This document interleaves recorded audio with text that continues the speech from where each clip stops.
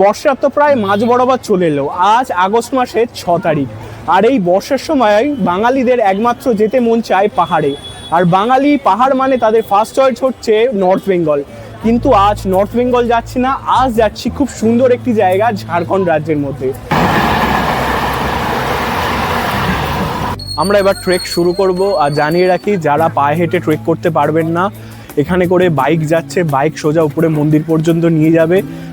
তো বেশ কিছুটা পর চলে এলাম ওই 200 মিটার মতন। আর এখানে এসে দেখতে পাচ্ছি একটা শর্টকাট রয়েছে, এখান থেকে সোজা ওই রাস্তাটাই যাওয়া যাবে, নাহলে এই রাস্তাটা প্রায় আরও অনেকটা ঘুরে যেতে হবে। যেহেতু পাহাড়ি এলাকা, যখন তখন বর্ষণ হতে পারে, আবার রৌদ্র দেখা দিতে পারে। তো নিচে থেকে এসেছিলাম, তখন ভেবেছিলাম যে বৃষ্টি হবে না, কিন্তু পাহাড়ের উপরে এসে বৃষ্টি পেয়েছি।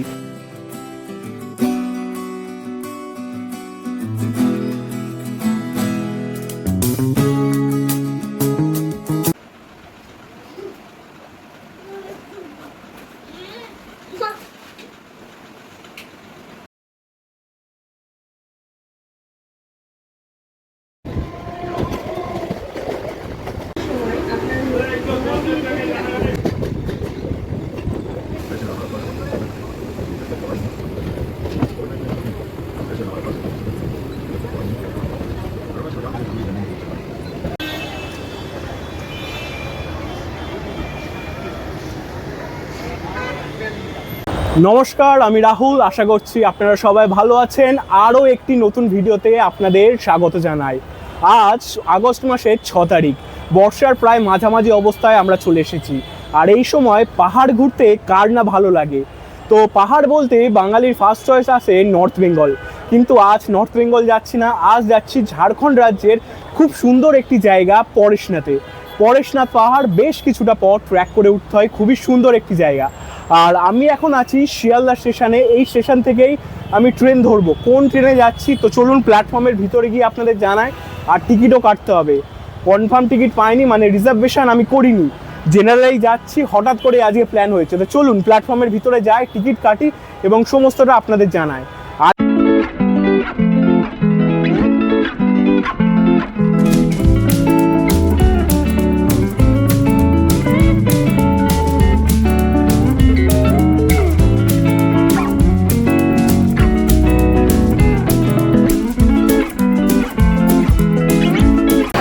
টিকিট কেটে নিয়েছি আজমের সুপারফাস্টের শিয়ালদা থেকে পরেশনাথ পর্যন্ত।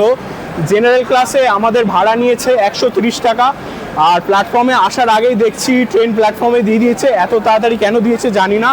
তো ভেবেছিলাম এসে লাইন দেবো, বসার সিট পাবো, তো সেটা আর হচ্ছে না। সামনে যাই, সামনে জেনারেলগুলো যেহেতু ফাঁকা থাকে, তো গিয়ে দেখি বসার সিট পাই নাকি।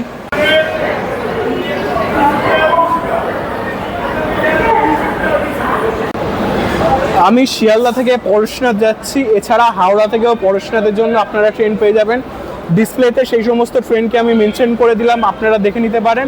আর এই আজমের সুপারফাস্ট এই ট্রেনটি সপ্তাহে প্রত্যেক দিন চলে, আপনারা যেতে পারেন। জেনারেল ক্লাসে মনে রাখবেন আমার টিকিট নিয়েছে 130 টাকা বলেছি। তো জেনারেলটা কেমন ভিড় আছে চলুন দেখে নিই।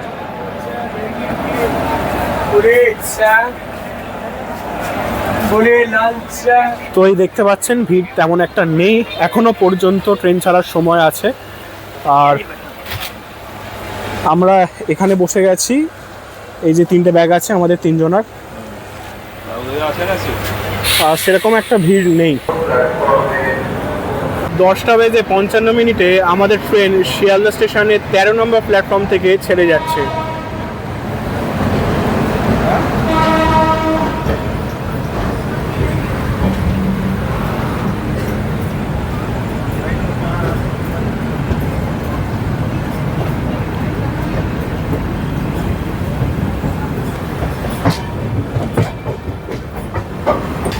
ঘড়ির কাঁটা বলছে 10:55, অর্থাৎ নির্ধারিত সময় যেটা ছিল আজমের সুপারফাস্টে, সেই সময় শিয়ালদা স্টেশন থেকে আমাদের ট্রেন ডিপার্চার নিল।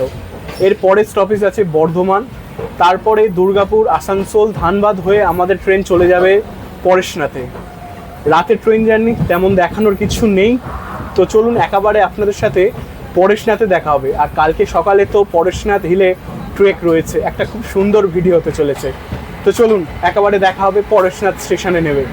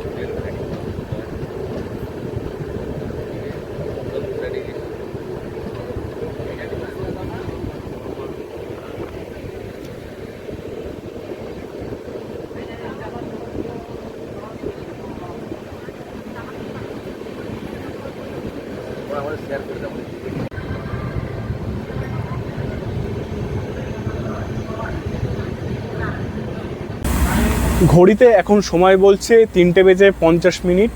বেশ খানিকক্ষণ লেটে আমাদের ট্রেন চলে এসেছে পরেশনাথ স্টেশনে।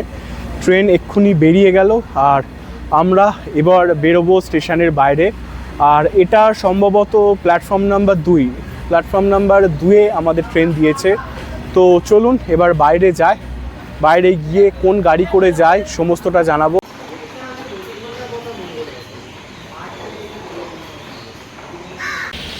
3 নম্বর প্ল্যাটফর্ম থেকে আমি চলে এসেছি এখন 5 নম্বর প্ল্যাটফর্মে।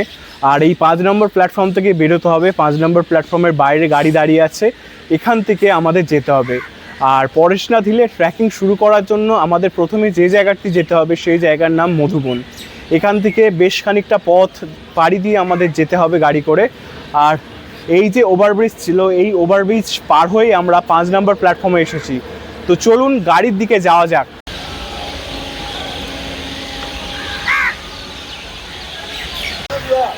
এই প্ল্যাটফর্ম থেকে বেরোলাম, বেরিয়ে সামনে অনেক গাড়ি দাঁড়িয়ে রয়েছে, এই গাড়িগুলোই নিয়ে যাবে আমাদের। তো পরেশনাথ স্টেশনের বাইরে বেরিয়ে এলাম, এখানে অনেক গাড়ি রয়েছে আর এই গাড়িগুলোই নিয়ে যাবে আমাদের মধুবন। আর জিজ্ঞেস করলাম ভাড়া নেবে, বলছে এখান থেকে মধুবন 60 টাকা। তো পরেশনাথ স্টেশনের বাইরে থেকে আমরা গাড়িতে উঠে গেছি, গাড়িতে আমাদের ভাড়া নিয়েছে পার পার্সন 60 টাকা। আর এখান থেকে দূরত্ব বলছে 28 কিলোমিটার, যা যেতে সময় লাগবে আধ ঘন্টা থেকে 45 মিনিট। তো যেতে যেতে আপনারা এই যে বাইরের দৃশ্য, যে সৌন্দর্য আছে তার নাজারা নিতে থাকুন।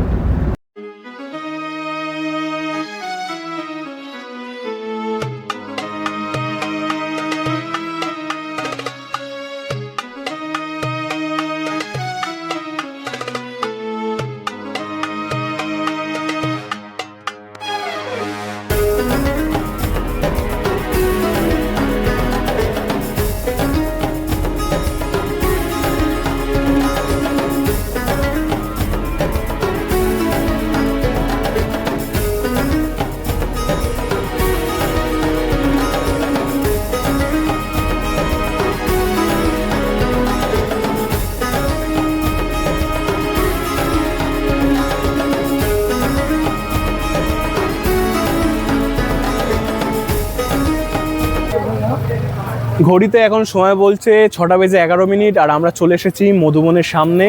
আর এই যে সামনে যে রাস্তাটা আছে, এই রাস্তা ধরেই ট্রেক শুরু হবে। আর একটা কথা আপনাদের না বললেই নয়, যদি জল বিস্কুট লাগবে, অনেকটা ট্রেক, আপনারা এখানে অনেক দোকান রয়েছে, ওখান থেকে নিয়ে নিন। এছাড়া ট্রেকিংয়ে যে সমস্ত জিনিস লাগে, যেমন যে স্টিক, সেই স্টিকও নিয়ে নেবেন। আর এছাড়া বর্ষার সময় এসছেন, একটা ছোট রেনকোটও নিয়ে নেবেন। তো এখান থেকে আমরা কিছু খাওয়া দাওয়া করবো, চা বিস্কুট, তারপরেই ট্রেকিংয়ের জন্য রওনা দেব। আর একটা কথা বলে রাখি, এখানে জলের বোতলের দাম যদি 10 টাকা হয়, তাহলে উপরে সেই জলের বোতলের দাম 20 থেকে 30 টাকা নেবে। তাই বলে রাখছি, এখান থেকে জল, বিস্কুট যা লাগে, ওআরএস সমস্ত কিছু এখান থেকে নিয়ে উঠুন। তো এখানে এসে 1 কাপ চা নিয়ে নিয়েছি, গরম গরম ঝাড়খণ্ডের চা। তো চাটা শেষ করে পিছনে রাস্তা রয়েছে, ট্রেকিং শুরু করব।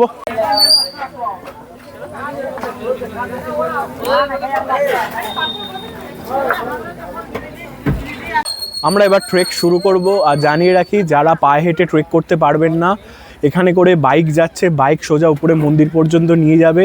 পার পার্সন 500 টাকা করে চাইছে। আর যদি একটা বাইকে দুজন যাওয়া যায়, তাহলে ওই 800-900 টাকা নিচ্ছে। তো বাইকে করে আপনারা চলে যেতে পারবেন উপরে। আর আমরা যেহেতু 3 জন আছি আর হেঁটেই যেতে পারবো, তাই আমরা হেঁটে ট্র্যাকটা শুরু করছি। তো পাহাড়ে ট্রেক করা শুরু করার আগে এখানে কয়েকজন পুলিশ দাদারা আছেন, ওনারা চেক করে নিচ্ছেন যাতে কোনো সন্দেহভাজন কিছু জিনিস নিয়ে উপরে না ওঠা যেতে পারে। তো ট্রেকিং অ্যাড্রেস শুরু করে দিলাম আর আমরা ট্রেক করা শুরু করলাম। ঘড়ির কাঁটা বলছে 6:35, মানে ওই 6:30 নাগাদ আমাদের ট্রেক শুরু হলো।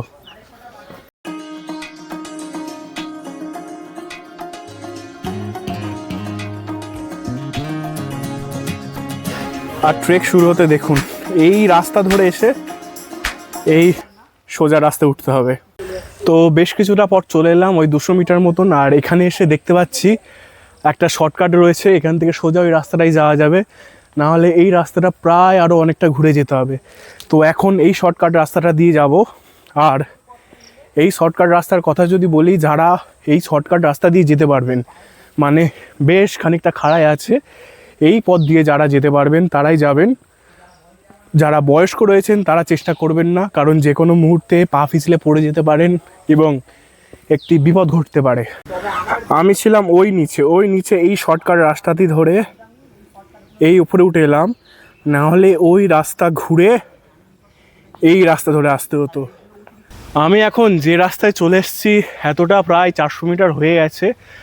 আর একটা কথা বলে রাখি, আমি কিন্তু ওই যে লাঠি রয়েছে লাঠি নিয়ে আসিনি, দেখা যাক লাঠি ছাড়া পুরোটা ট্রেক করতে পারি কি না।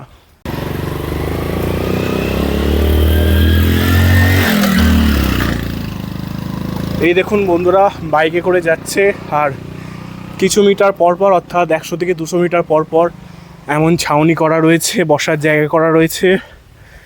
একেবারে না উঠতে পারলে এখানে বসে রেস্ট নিতে পারেন।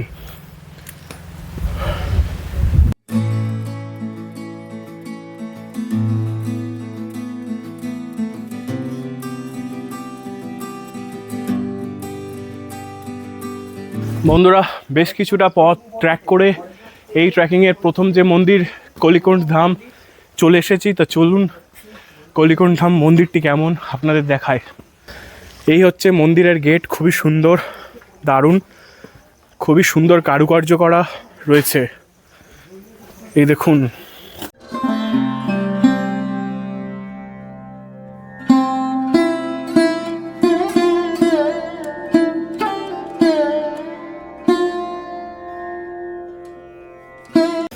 এই কলিকণ্ঠ মন্দির থেকে এখনও পরেশনাথ হিলটপ পর্যন্ত যেতে গেলে আমাদের আরও 8 কিলোমিটার ট্রেকিং করতে হবে।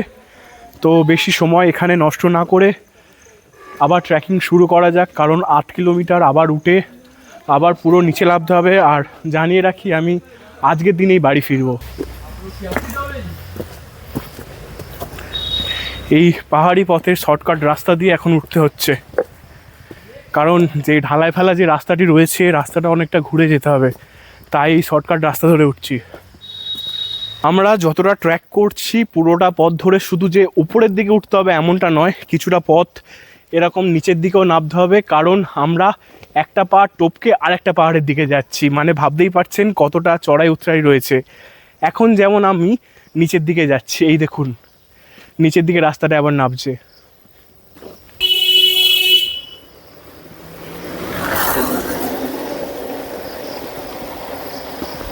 ছাউনি, আর আমার উপরে দেখছেন এই যে ছাউনি করা, এরকম ছাউনি প্রতি 100 থেকে 200 মিটারের অন্তর অন্তর করা, যাতে রোদ বৃষ্টিতে মানুষ দাঁড়াতে পারে এই পাহাড়ের মধ্যে। আর যেই বাইকগুলো যাচ্ছে না, এই বাইকের জন্য আমাদের ট্রেকিং করতে অনেকটা অসুবিধাই হচ্ছে বলতে পারেন। একে সরু রাস্তা, পিচ্ছিল রাস্তা, তারপরে এই বাইকগুলো এত জোরে জোরে যাচ্ছে। আর যেতে যেতে এরকম সাইনবোর্ড পেয়ে যাবে না, এখানেই লেখা আছে কোথায় কতটা যেতে হবে। যেমন এখানে লেখা আছে পারশনাথ মন্দির 6.55 কিলোমিটার, আর এই রাস্তাটা ধরেই এখন যেতে হবে। রাস্তা দিয়ে যেতে যেতে একটা পথ পেয়ে গেছি, আর তার পাশেই ঝর্ণার আওয়াজ। জঙ্গলের মধ্যে দিয়ে খুব সুন্দর একটা ঝর্ণা দেখতে পেয়েছি। আর এই দেখুন দেখায় ছোট্ট মতন একটা ওয়াটারফল সেখান থেকে পড়ছে। চলুন আরও নিচে গিয়ে আপনাদের দেখায়। রাস্তা দিয়ে যাচ্ছিলাম, হঠাৎ একটা শব্দ শোনা গেল, ভাবলাম যে বৃষ্টি আসছে, কিন্তু বৃষ্টি নয়, রাস্তার পাশ থেকে আরও একটি ছোট রাস্তা চলে এসেছে। সেই রাস্তা ধরে এগোতে এই এরকম সুন্দর নাজারা, একটা হিডেন জিম বলা যেতে পারে। কত সুন্দর এই ছোট্টর ওপরে ঝর্ণা। যারা পরেশনাথ পাহাড় ঘুরতে আসছো একটু চোখখান খোলা রেখো, সাইডে অনেক অনেক সুন্দর সুন্দর দৃশ্য রয়েছে এরকম। বেশ কিছুটা পথ হেঁটে আসলাম, আর এরকম ছোট ছোট দোকান এখানে অনেকে রয়েছে, যেখানে ম্যাগি, চা, বিস্কুট, জল সব কিছু পেয়ে যাবে। কিন্তু একটা সমস্যা, এখানে দাম বেশি। যে জলের দাম নিচে 20 টাকা, এখানে নেবে 40 টাকা। একটি ছোট্ট মতন দোকান রয়েছে, আর এখানে রয়েছে খাটিয়া পাতা। এখানেই বসে পড়েছি, 5 মিনিট রেস্ট নেবো এখানে, ফের আবার রওনা দেবো উপরের দিকে। পরেশনাথ মন্দির থেকে দর্শন করে আসার পরে এখানে বিনামূল্যে প্রসাদের একটা কাউন্টার খোলা হয়েছে। তো দেখা যাক প্রসাদে কী কী আছে। এই দাদাটা দিচ্ছে, প্রসাদে আছে কচুরি, পোহা আর সুজি। তো দেখতে পাচ্ছেন এই প্রসাদ আমিও পেয়ে গেছি, কিন্তু আমি এখনও দর্শন করতে যাইনি, দর্শন করতে যাব। তার আগে ভিডিও করছি দেখে এই দাদা আমাকে এটা দিল। আর দেখছেন এখানকার লোকেদের কি অসভ্যতামি, যাতে সবাই বাইকে করে ওঠে এবং বলে যে অনেক দূর, তাই জন্য আসল যে ডিস্টেন্সটা সেটা মুছে দেওয়া হয়েছে। তো এখান থেকে দুটো রাস্তা আলাদা হয়ে যাচ্ছে। সাইডের যে রাস্তাটা যাচ্ছে এই রাস্তাটা সোজা পরেশনাথ মন্দিরে যাচ্ছে, আর বর্তমানে আমি যে রাস্তাটা দিয়ে যাচ্ছি সেটা শীতল নালা হয়ে আর একটা মন্দির থাকবে, সেই মন্দির হয়ে সোজা যাব পরেশনাথ। তো চলুন যাওয়া যাক। বেশ কিছুক্ষণ রেস্ট নিয়ে নিলাম, প্রসাদও গ্রহণ করলাম, যদিও প্রসাদটা ওপর থেকে দর্শন করে আসার পরেই দেওয়া হয়, কিন্তু আমরা যেহেতু ভিডিও করছিলাম দাদা বলল তোমরা প্রসাদটা নিতে পারো, তাই প্রসাদ গ্রহণ করলাম। এবার যাচ্ছি আসল যে উদ্দেশ্যে এসেছি সেই উদ্দেশ্যে। আস্তে যে ঝর্ণাটার কথাটা বলছিলাম সেটা হলো এই ঝর্ণা। খুব সুন্দর লাগছে, পিছন দিক দিয়ে বয়ে আসছে আর বয়ে ঠিক এই দিক দিয়ে চলে যাচ্ছে পাহাড়ের ওই দিকে। তো খুবই সুন্দর লাগছে। এরকম বর্ষার সময় এসেছি, বৃষ্টি হচ্ছে, কখনো মেঘের খেলা, আর চারিদিকে জঙ্গল সবুজে ভরা।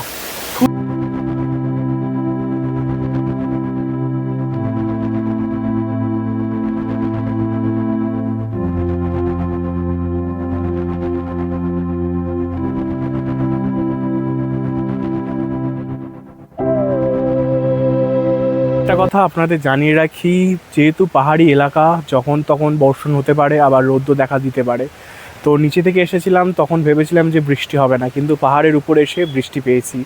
তাই আমি রেনকোট আনিনি, রেনকোট আনলেও আমার কোনো কাজ হতো না, কারণ আমি তো আপনাদের জন্য ভিডিও করছি। রেনকোট পরে তো ভিডিও করা যেত না, ফোন বের করতে অসুবিধা হতো। তো ছাতাই আমি বের করেছিলাম যতদূর বৃষ্টি হয়েছে। আর এখন বৃষ্টি কমে গেছে, এখন আবার হাঁটা শুরু করেছি। আর আমি লাঠি ফাটিও কিছু নিইনি, যেতে যেতে একটা লাঠি পেয়ে গেছিলাম, এই যে রাস্তায় পড়েছিল, কারোর ছিল না, দূর দূরান্তে কোনো লোক ছিল না। তো এই লাঠিটার সাহায্যে এখন উপরে উঠবো, যদিও বা লাঠির কোনো প্রয়োজন পড়েনি আমার এখনও পর্যন্ত, তাও নিয়েছি যদি প্রয়োজন পড়ে উপরে।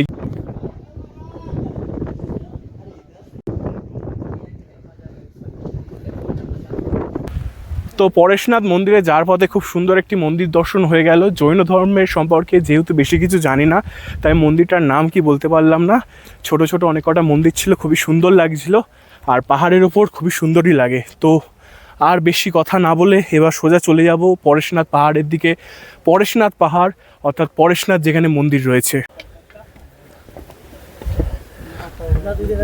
ওপরে কিন্তু এই মুহূর্তে প্রচণ্ড হাওয়া বইছে, যাকে ঝড় বলা চলে। আর আপনাদের জানিয়ে রাখি, পরেশনাথ পাহাড়ের রেঞ্জটা অনেক বড়। প্রতি পাহাড়ে চূড়ায় একটি করে মন্দির রয়েছে, টোটাল 12টা তীর্থঙ্কর রয়েছে। আর পরেশনাথ মন্দিরটা হলো মেন মন্দির ধরা চলে। তা পরেশনাথ মন্দির পর্যন্ত সবাই ট্রেক করে যায়, অন্যান্য মন্দির সবাই দেখে না। আর আস্তে আস্তে আমরা এই ছোটোখাটো কিছু মন্দির দেখতে পেলাম। যেহেতু জৈন ধর্ম সম্পর্কে সঠিক জ্ঞান নেই, তাই সব মন্দির সম্পর্কে বলতে পারলাম না। একটা রাস্তা এইদিকে চলে গেছে ডাকবাংলো, এই দিক দিয়েও সোজা আপনি মন্দিরে যেতে পারবেন, আর এই রাস্তাটাও সোজা মন্দিরে যেতে পারবেন। সবাই যেহেতু এই রাস্তা দিয়ে যাচ্ছে, আমরাও এই রাস্তা দিয়েই যাব।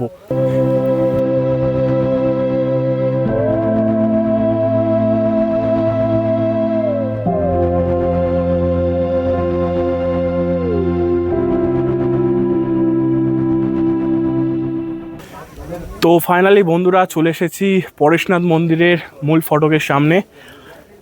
এই সামনে রয়েছে মূল ফটক, এখান থেকে আর কিছুটা উঠলেই পেয়ে যাব। আর এখানে যাওয়ার আগে অনেক দোকান পেয়ে যাবেন, যেখানে নারকেল ফারকেল রয়েছে, এইগুলো আপনারা নিয়ে যেতে পারেন। এছাড়া ছোটোখাটো অনেক দোকানও রয়েছে।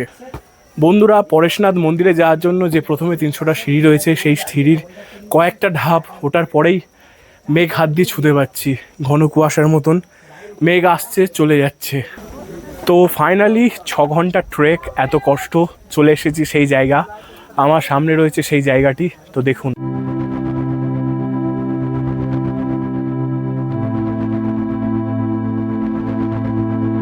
তো চলুন, সামনে যে সিঁড়িটা আছে লাস্ট পর্যন্ত, এবার এই সিঁড়িটা বেয়েও ওপরে ওঠা যাক। তার জন্য এই দেখতে পাচ্ছ, এই সাইডে কিন্তু যাওয়া যাবে না, ওই সাইডে আর এই হচ্ছে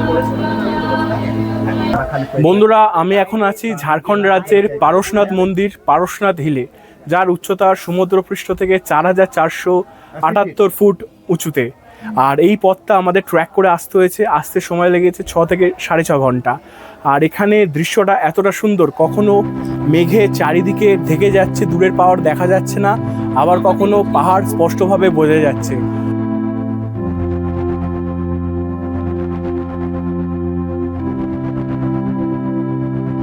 মন্দিরের ভিতরে ঢুকেছি, দর্শন করে নিয়েছি। মন্দিরের ভিতরে যেহেতু ভিডিওগ্রাফি বা ফটোগ্রাফি কোনো কিছু অ্যালাউ নেই, তাই আপনাদের দেখাতে পারলাম না।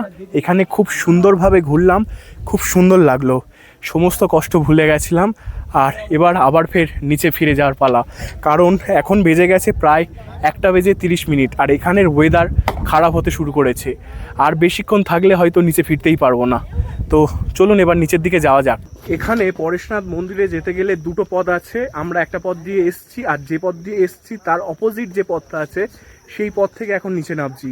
আর নিচে নামার সময় কোনো কষ্ট হয় না, খুব আরামসে নামা যায়, যত কষ্ট ওঠার সময়। তো চলুন একেবারে আপনাদের সাথে নিচে নেমে মধুবনের কাছে গিয়ে কথা হচ্ছে।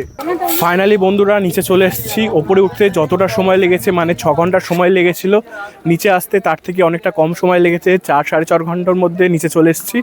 আর খুবই কষ্ট হচ্ছে, বেশি কথা বলছি না। আর আমি এটা একদিনের ট্রিপ করেছি, আজকেই ফের রিটার্ন করব, বাড়ি ফিরে যাব। পরেশনাথ থেকে ট্রেন আছে। তো চলুন একেবারে পরেশনাথ স্টেশনে আপনাদের সাথে কথা হবে। তো বন্ধুরা, আমি চলে এসেছি পরেশনাথ স্টেশনে। আর এখন ঘড়িতে সময় বলছে 10:30। এখান থেকে আমার ট্রেন আছে আজ বাড়ি ফেরার রাত 11:20 হাওড়া সুপারফাস্ট বিকানির ছেড়ে আসছে। আর একদিনের সফরে এই ঝাড়খণ্ড ভ্রমণ, পরেশনাথ পাহাড় দর্শন আপনাদের কেমন লাগলো অবশ্যই কমেন্ট করে জানাবেন। ভালো লাগলে লাইক করে দেবেন, চ্যানেলটা সাবস্ক্রাইব করে দেবেন, যাতে এরকম নিত্য নতুন ভিডিও আরও দেখতে পারেন। আজকের পর্বটা এখানেই শেষ করছি। দেখা হবে পরবর্তী কোনো ভিডিওতে বা পরবর্তী কোনো পর্বে। ততক্ষণের জন্য সুস্থ থাকুন, ভালো থাকুন। আজ তাহলে টাটা।